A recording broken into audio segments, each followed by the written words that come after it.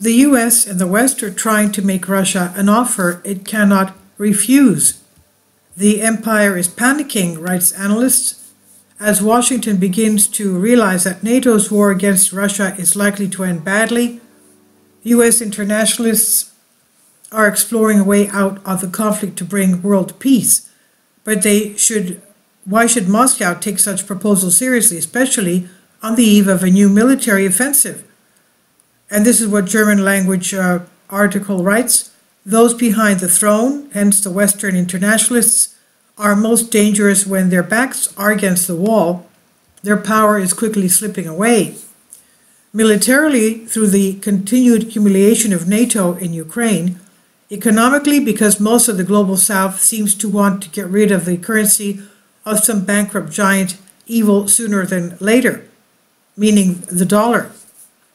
Politically, since the global majority is taking steps to stop obeying a predatory, discredited minority, so now those behind the throne are planning at least one attempt to stop the impending disaster on the military front. U.S. Secretary of State Antony Blinken has been handed a new NATO directive against Russia and Ukraine, a senior U.S. establishment source confirmed.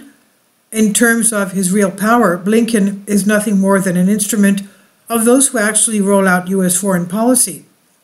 The foreign minister was instructed to announce this new directive, a message of sorts to the Kremlin, through the mainstream media, and it was then immediately reprinted in the Washington Post. The New York Times is close to the State Department, while the Washington Post is close to the CIA. In this case, however, the directive was very important and had to be published in the most widely read newspaper in the capital of the empire, published as an opinion piece. The innovation here is that for the first time since the start of Russia's military operation in Ukraine, the Americans are actually making an offer they can't refuse, quote-unquote, as they usually say, including some concessions they might satisfy on security needs of Russia. Crucially, the U.S. effort bypasses Kiev entirely, confirming that this is a war against Russia waged by the empire and NATO thugs with the Ukrainians' expendable proxies on the front lines. At first glance, the message from Washington might give the impression that the U.S. recognizes Russia's control of Crimea, Donbass, Zaporozhye, and Kherson, the land bridge connecting Crimea to Russia, as a fait accompli. In other words, it's Russian. Ukraine will be given demilitarized status, while the deployment of HIMARS missiles and Leopard and Abrams tanks will be limited to Western Ukraine as a deterrent to further Russian attacks. What is being offered in rather vague terms is, in effect, a dismemberment of Ukraine. A dismemberment of Ukraine, including the demilitarized zone in return for the Russian General Staff canceling an expected 2023 offensive that could end up disastrously that Kiev loses access to the Black Sea. The U.S. offer describes itself as a path to a, quote, just and lasting peace that preserves the territorial integrity of Ukraine, end quote. Actually, it's not like that. The offer would simply mean that there would be no hood in Ukraine and that Kiev could even keep those western territories that Poland wishes to annex from Ukraine. It also mentions the possibility of an immediate agreement between Washington and Moscow on an eventual post-war military balance, including giving up Ukraine's NATO membership. As for Ukraine itself, the Americans seem to believe that it would become a strong, uncorrupted economy with membership in the European Union.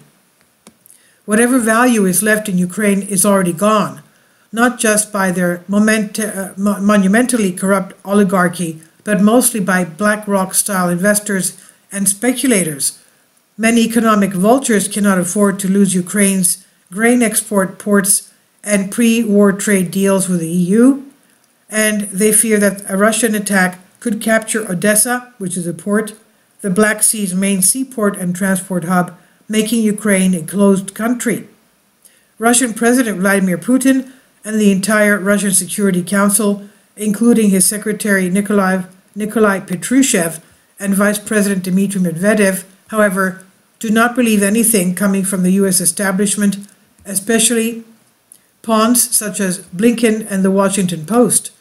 After all, Stavka II, the short name for the High Command of the Russian Armed Forces, considers the US, quote, not capable of reaching an agreement, end quote, even if there is a written proposal. It all points to a desperate move by the US to stop Moscow by presenting some carrots in the hope of delaying or even preventing the expected attack. Old schoolers in the US reckon the Russians will continue their stated goals of demilitarization, denazifying Ukraine, and decide for themselves where and when they see fit to stop in Ukraine. And this is by L.gr. I've translated this for you from a Greek article, which comes from a German article. Please leave your comments, and thank you for your support. Kindly support my Patreon account. The daily posts are 5 videos daily, and they are totally different from what I have on my YouTube channel.